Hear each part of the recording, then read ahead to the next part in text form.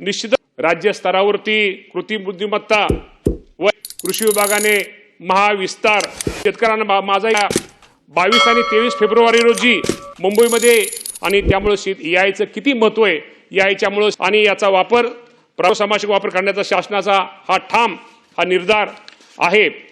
सभापती महोदय, मी आपल्याला माहिती की सदस्यांनी अनेक काय गोष्टी विचारल्या। राज्यामध्ये प्रधानमंत्री पीक विम्याच्या योजना राबवण्यात आहे। यामधून मागील 9 वर्षांमध्ये साधारणतः आपण जर विचार केला तर 37,500 कोटी रुपयापेक्षा जास्त नुकसान भरपाई ही माझ्या या राज्यातील शेतकऱ्यांना देण्यात आलेली आहे। पीक विमा योजना राबवताना मागील येणाऱ्या अडचणी लक्षात घेता काही गोष्टी मागच्या काही काळामध्ये घडल्या गेल्या, त्यामुळे शेतकऱ्यांच्या हितासाठी उत्पादनावर आधारित सुधारित पीक विमा योजना राबवण्याचा निर्णय या राज्याचे मुख्यमंत्री देवेंद्र फडणवीस साहेब असतील, एकनाथ शिंदे साहेब असतील, दिवंगत उपमुख्यमंत्री अजितदादा पवार साहेब असतील आणि त्यावेळेस त्यांनी त्यांच्या मार्गदर्शनापूर्वी घेण्यात आला आणि खरीप हंगाम 2025-26 साठी राज्यावर आपल्या राज्यात उत्पादनावर आधारित सुधारित पीक विमा योजना राबवण्यात येत असून त्या अनुषंगाने नुकसान भरपाई निश्चित करण्याची कारवाई ही प्रगती पथावरती आहे। राज्यामध्ये बीड पॅटर्न 80-110 मॉडेलवर आधारित पीक विमा योजना राबवण्यात येत असून त्या पीक विमा कंपन्यांच्या नफ्यावरती विमा हप्त्याच्या तुलनेने 20% निर्बंध घातलेले आहेत। त्यामुळे विमा कंपन्या अवाजवी नफा मिळवू शकणार नाहीत। आणि काही सदस्यांनी प्रश्न विचारले की वन्य प्राण्यामुळे होणाऱ्या पीक नुकसानीची भरपाई देणे तसेच पूर या अतिवृष्टीमुळे भात पिकाचे क्षेत्र जलमय होऊन नुकसान झाल्यास त्यास स्थानिक नैसर्गिक आपत्ती नुकसान भरपाई देण्याची तरतूद यापूर्वी प्रधानमंत्री पीक योजनेमध्ये नव्हती, परंतु आपल्या सर्वांना सांगा हरकत नाही की या देशाचे पंतप्रधान मोदी साहेब यांच्या नेतृत्वाखाली केंद्र शासनाने नुकताच 18/11/2025 रोजी पत्रान्वये सदर बाबी स्थानिक नैसर्गिक आपत्ती अंतर्गत नुकसान भरपाई देण्याचा निर्णय हा केंद्र सरकारने घेतलेला आहे आणि त्या अनुषंगाने केंद्र शासनाकडून सविस्तर मार्गदर्शन सूचना प्राप्त झाल्यानंतर त्यानुसार पुढील बाबतीमध्ये कारवाई ही निश्चित प्रकारे करण्यात येईल। त्याचप्रमाणे नैसर्गिक आपत्तीच्या बाबतीमध्ये आपल्या सर्वांना माहिती आहे की या राज्यामध्ये खूप मोठं नुकसान हे गेल्या वर्षी अवेळी आधी पाऊस जादा झाल्यामुळे झालं। अतिवृष्टी अनेक भागामध्ये अनेक ठिकाणी झाली। आपण विचार केला तर या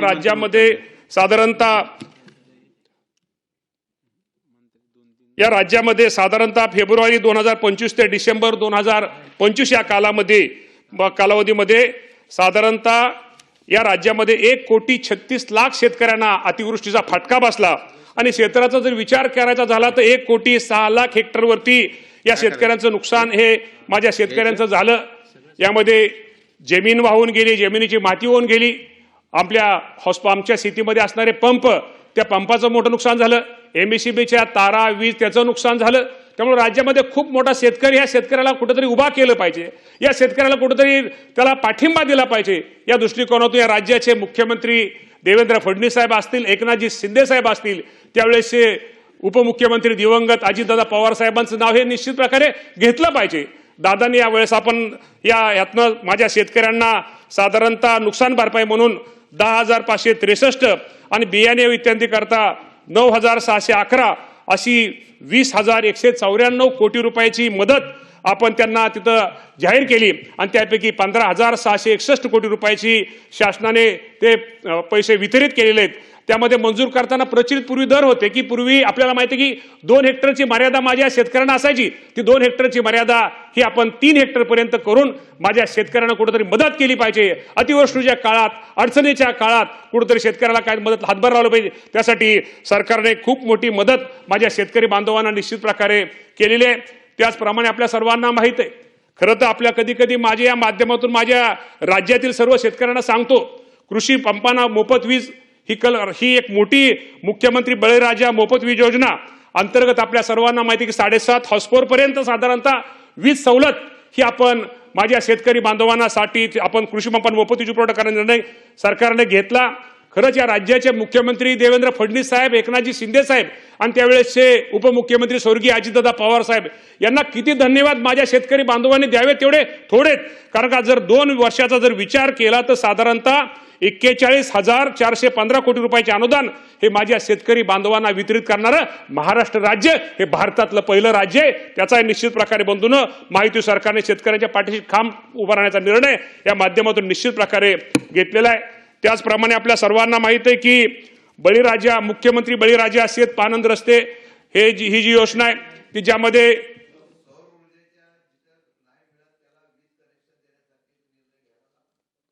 ठीक आहे ते नोंद घेऊ आपण ते म्हणजे ते आपण मी काय सदस्यांनी आपण जे विचारलेलं आहे त्याची फक्त आपण उत्तर देतो। जे जे सदस्यांनी त्यामध्ये ज्याचा उल्लेख आला त्याचं आपण फक्त उत्तर घेतोय।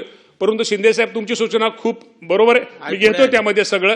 त्यामुळे त्याची आपण नोंद घेऊ आणि त्या बाबतीमध्ये हे करू। मुख्यमंत्री बळीराजा नाही बळीराजा नाही 20 सवलतीचा मी बोललो। बरोबर ठीक आहे। मुख्यमंत्री बळीराजा शेत पानंद रस्ता योजना मी खरंच मुख्यमंत्री उपमुख्यमंत्र्यांबरोबर मी खरंच आपले जे महसूल मंत्री आहेत बावनकुळे साहेब यांनी खरंच ही एक खूप चांगली योजना ही माझ्या शेतकऱ्यांसाठी आणली। सभापती महोदय आपल्या सर्वांना माहित आहे आपण शेतकऱ्यांचीच मुलं आहोत। शेती करताना आपल्याला रस्त्याच्या किती अडचणी येतात। आपण एखादं पीक आपल्या शेतामध्ये असलं जर रस्ता नसल्यानंतर ते पीक बाहेर काढताना किती आपली शेतकऱ्याची आपदा होते, शेतकऱ्याला किती त्रास होतो। यासाठी एक चांगल्या प्रकारची योजना ही माझ्या राज्य शासनाने मुख्यमंत्री बळीराजा शेतपानंद रस्ता योजनेच्या माध्यमातून निश्चित प्रकारे एक योजना आणली आणि हा मी तर म्हणेल हा पण एक क्रांतिकारी निर्णय हा माझ्या शेतकरी बांधवांसाठी घेतलेला आहे। तर निश्चित प्रकारे या योजनेचा पानंद रस्ता योजनेचा लाभ माझ्या शेतकरी बांधवांनी जास्तीत जास्त घ्यावा कारण यासाठी आता GR निघालेला आहे। याची कमिटी ही निश्चित प्रकारे फॉर्म केली त्यामध्ये शेतकऱ्यांचे प्रतिनिधी प्रत्येक तालुक्याच्या लेवलला कमिटी जिल्हा ते कमिटी त्या माध्यमातून एक कमिटी केलेली आहे की जेणेकरून शेतकऱ्याला माझ्या कुठल्या प्रकारची रस्त्याची अडचण ही असू शकणार भविष्यामध्ये येणार नाही। दुसरं तुम्हा सर्वांना माहित आहे शेतकरी कर्जमाफी शेतकरी राज्यातील शेतकऱ्यांना कर्जमाफी बाबतीमध्ये काय शेतकऱ्यांनी काय सदस्यांनी प्रश्न उपस्थित केले। आपल्या सर्वांना माहिती आहे की आम्हा सामे शेवटी ह्या सरकारमधले अनेक मुलंही शेतकरी हे जे मंत्रिमंडळात काम करून असू द्या किंवा आमदार असू द्या शेवटी आम्ही सगळेजण शेतकऱ्याची मुलं आहोत। शेवटी शेतकऱ्यांचं हित जपणं शेतकऱ्यांना मदत करणं शेतकऱ्याला सहकार्य करणं आणि शेतकरी कुठं निसर्गाच्या ह्याच्यावर लहरीपणामुळं किंवा काही अडचणीमुळे शेतकरी अडचण येते या शेतकऱ्याला कुठेतरी निश्चित प्रकारे एक आधार दिला पाहिजे। या शेतकऱ्याला कुठेतरी मदत केली पाहिजे सहकार्य केलं पाहिजे। यासाठी या राज्याचे मुख्यमंत्री देवेंद्र फडणवीस साहेब असतील एकनाथजी शिंदे साहेब असतील स्वर्गीय मी मुद्दाहून अजितदादांचं नाव का घेतो दादा त्या मिटिंगला दादा त्या ह्याला हजर होते आणि काही प्रतिनिधी शेतकऱ्यांचे प्रतिनिधी काही शेतकरी नेते पण त्या मिटिंगला हजर होते की या शेतकरी कर्जमाफी बाबतीमध्ये एक चांगल्या प्रकारचा कुठेतरी निर्णय घेतला पाहिजे।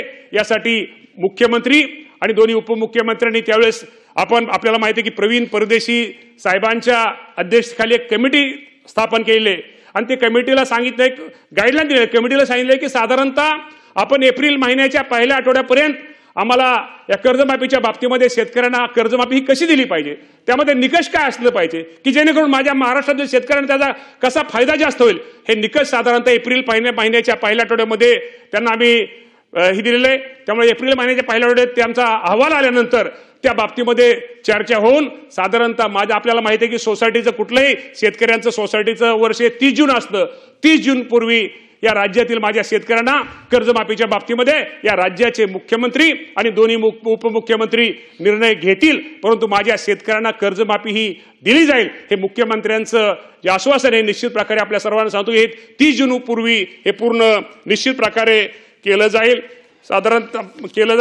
साधारणतः गोपीनाथ मुंडे शेतकरी अनुदान योजनेच्या सानुग्रह अनुदान योजनेच्या वतीने सुद्धा काही सदस्यांनी काय प्रश्न मांडले। आपल्या सभापती महोदय आपल्याला माहिती आहे की शेतकरी कुटुंबांना अपघातामध्ये मदत करणारी गोपीनाथ मुंडे शेतकरी सानुग्रह अनुदान योजना अधिक गतिशील करून शेतकऱ्यांना लवकरात लवकर लाभ देण्याकरता ही योजना पूर्वी ऑफलाईन होती त्यामुळे शेतकऱ्यांना ती मदत थोडी उशिरा मिळत होती। त्यासाठी आपण सगळ्यांनी ही योजना आता आपण ऑनलाईन केलेली आहे। ही योजना आपण ऑनलाईन राबवत आहोत त्यामुळे निश्चित प्रकारे शेतकऱ्यांना लवकरात लवकर त्याला तो अनुदान पासून लवकर त्याला मिळेल आणि हे अनुदान साधारणतः आपल्याला माहिती आहे त्याचा आकडा हा 2 लाख रुपये साधारणतः 2 लाख रुपये सानुग्रह आपण त्यांना देतो आणि जर 3 वर्षाचा विचार केला तर साधारणतः शासनाच्या वतीनं 374 कोटी 92 लाख रुपये इतकं सानुग्रह अनुदान माझ्या शेतकरी बांधवांसाठी आपण ते दिलेलं आहे। दुसरं PM किसान योजनेच्या बाबतीमध्ये अनेक सदस्यांनी योजना मांडल्या. PM किसान योजनेच्या माध्यमातून महाराष्ट्रातील साधारणतः आपल्या 1,19,00,000 पहिल्यांदा शेतकरी त्यामध्ये लाभार्थी हे होते.